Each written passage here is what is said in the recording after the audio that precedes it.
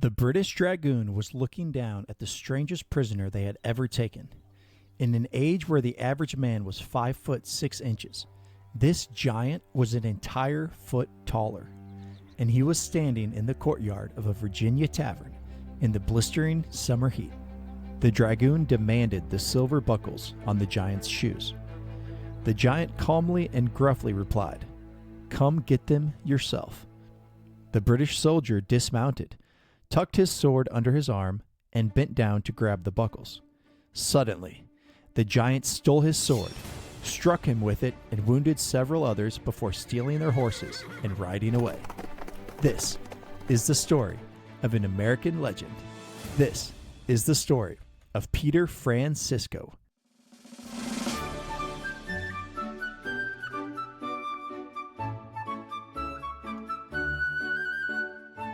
Hello there, I'm your host, Jacob, and you're listening to Stories of American Legends.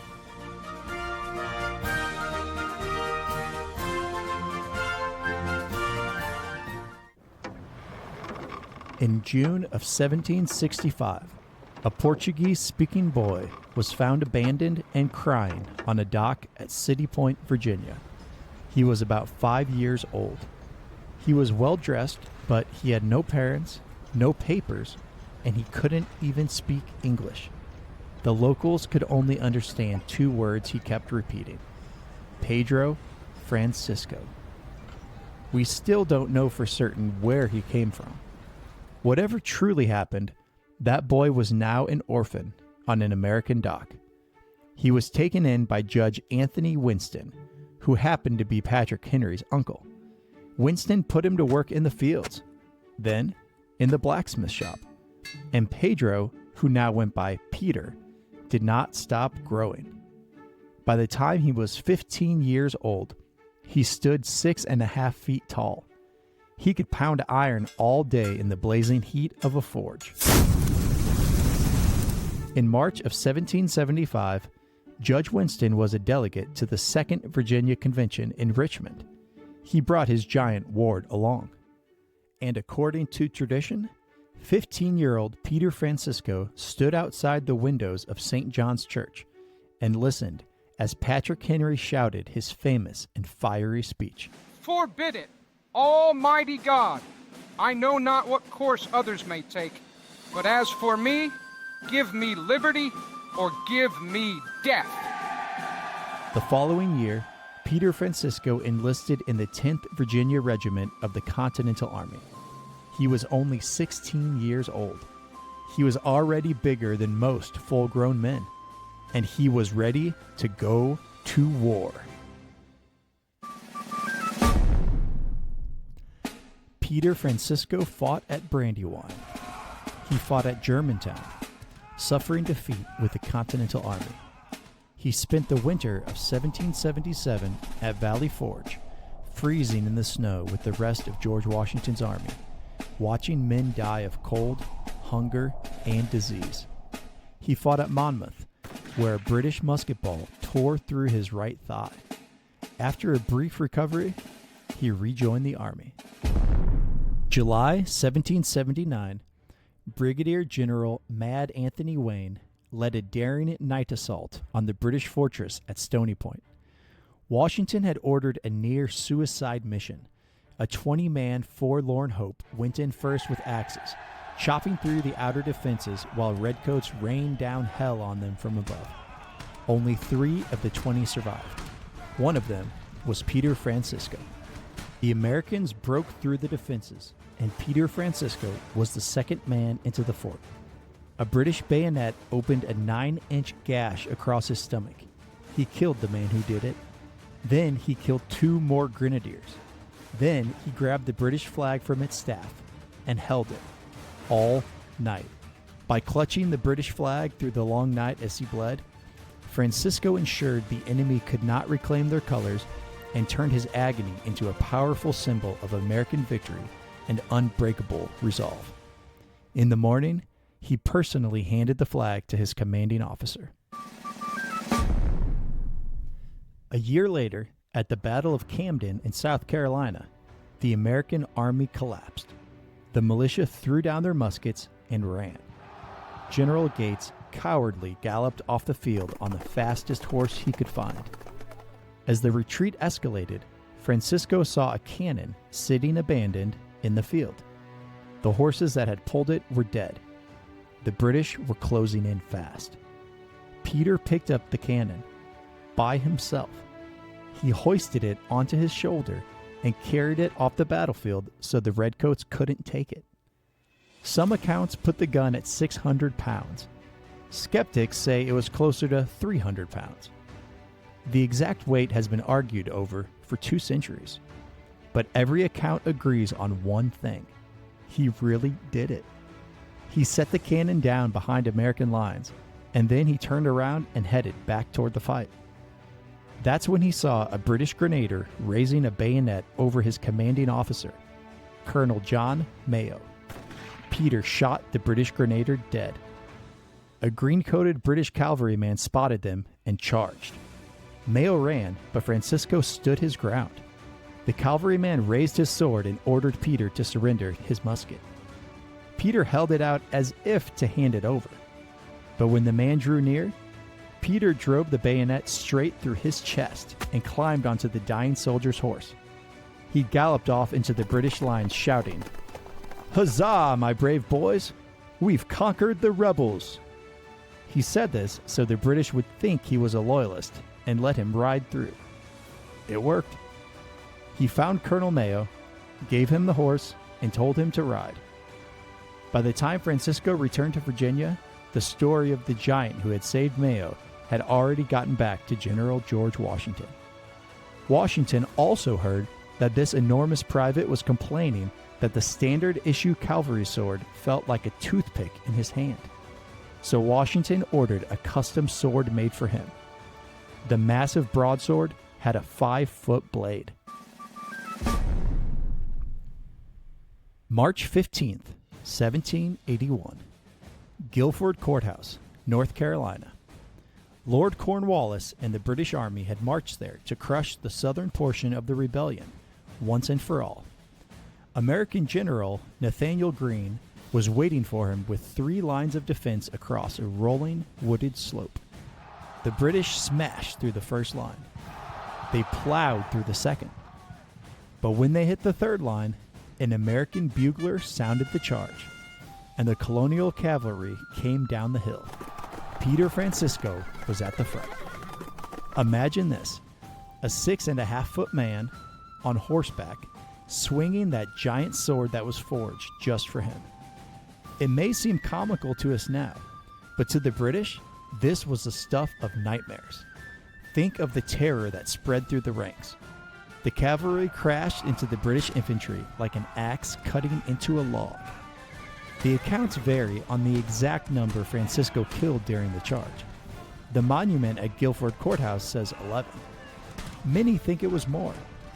Francisco himself claimed that he was, quote, seen to kill 2 men, besides making many other pains, which were doubtless fatal to others. Very modest, from a man who had no reason to be modest. But here is what is not disputed. A British grenadier thrust his bayonet up through Peter Francisco's leg, which pinned his thigh into the side of his horse. But Peter didn't strike back, not immediately. First, he reached down and helped the soldier pull the bayonet back out of his own leg. Then he brought his broadsword down and split the man's skull down to his shoulders. A few minutes later, while Francisco charged a British infantry square, another bayonet caught him. The whole length of the blade went through his right thigh. Peter Francisco finally fell. His comrades retreated, and with all of the chaos, did not notice him laying there. The American army pulled back, and Cornwallis held the field. A Quaker named Robinson found Peter laying in the dirt, barely alive, and took him home. It took 6 weeks to recover.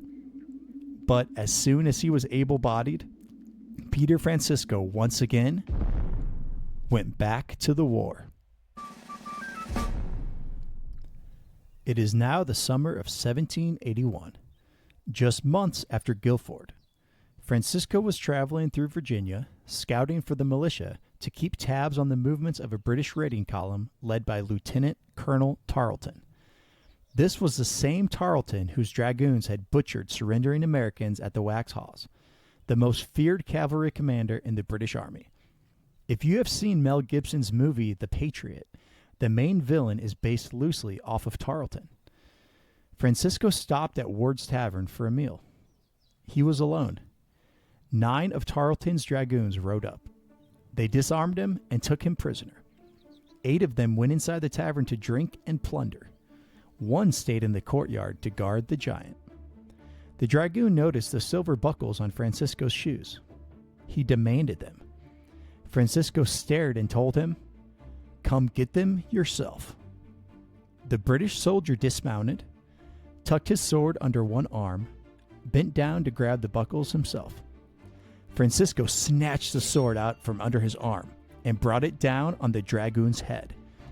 Francisco himself, decades later, described the blow in this way. The cut took off 5 inches of skull, and many of his brains flew out. The mortally wounded dragoon drew a pistol with his free hand. Francisco cut the hand nearly off as the pistol fired. The ball grazed his side. The other 8 dragoons heard the commotion and came pouring out of the tavern. Peter Francisco, alone, wounded and holding a stolen British sword, turned to face them. He killed the first to approach him. He mortally wounded the next. He wounded several more, disarmed another. But even Peter Francisco had his limits. He heard hoofbeats in the distance.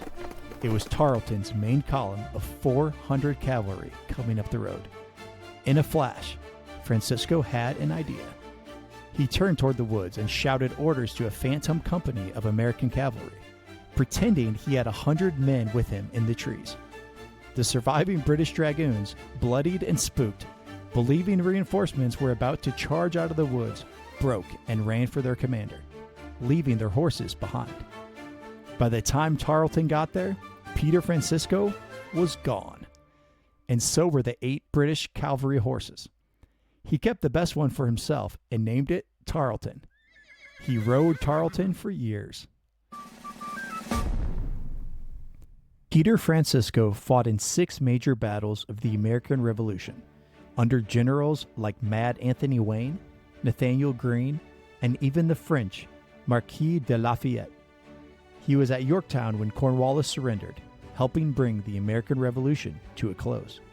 George Washington reportedly said that without Peter Francisco, quote, "we would have lost 2 crucial battles, perhaps the war, and with it, our freedom."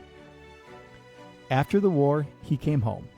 He couldn't read or write, so he turned down an officer's commission. Instead, he opened a tavern. He did eventually learn his letters and became the Sergeant-at-Arms of the Virginia House of Delegates. Even in peacetime, he was a hero. In 1811, he pulled people out of a burning theater in Richmond and saved their lives. He died in January of 1831, 70 years old and in his own bed. He was buried in Shockoe Hill Cemetery in Richmond. There is a monument to him at Guilford Courthouse Battlefield in North Carolina.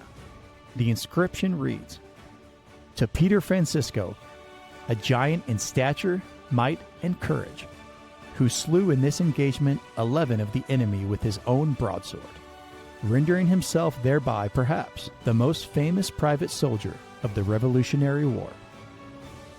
4 states celebrate Peter Francisco Day on March 15th, the anniversary of Guilford Courthouse, recognizing that Peter Francisco wasn't just a giant. He wasn't just an accomplished soldier. He was an American legend. Thanks for listening to Stories of American Legends. If you like this story, please leave a 5-star rating and share the podcast with your friends. And come follow me on X at History with Jacob. My handle is HistoryWJacob. I post stories from American history every day.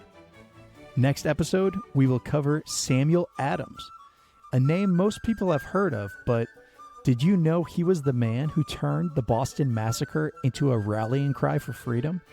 Or that he was the mind behind the Boston Tea Party? He built a shadowy band of revolutionaries called the Sons of Liberty. Don't miss it, but until then, stay legendary.